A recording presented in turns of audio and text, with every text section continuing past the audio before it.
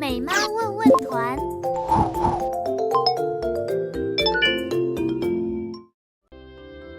本期特邀专家吴连耳。吴大夫，宝宝过敏性咳嗽怎么办？那当然，对于过敏性咳嗽来说，我们首先是要去除原因了啊。就是说，比如说，有过敏性体质的孩子，容易有过敏性咳嗽的情况下呢，就在花粉，比如说这个季节，就尽量少到这个有花粉多的地方啊。那么我们还就是对于那些小朋友，一些喜欢动物的小朋友呢，对有过敏性体质的这种的小朋友，我们建议呢不要养这些宠物，因为这个宠物的毛皮啊、分泌物啊，往往都可以引起过敏的啊。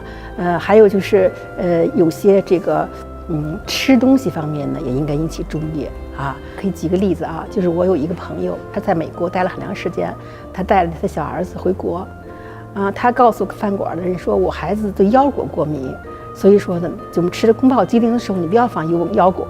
后来那个餐厅的那个就大说啊，就是没给他用腰果，但是呢吃了以后呢，剧烈的咳嗽，明显的是一个过敏性咳嗽的表现。后来那个他们当时很着急啊，就去问这个餐厅的服务员说，我已经告诉你说我腰果过敏，你怎么还那个？他说我没有用腰果呀。后来最后发现呢，说这个油炒菜的这个油是炸过腰果的油啊，所以说这个事件就说明呢什么呢？就说这个对于过敏性这个体质的孩子啊，在食物上呀这些非常要注意的。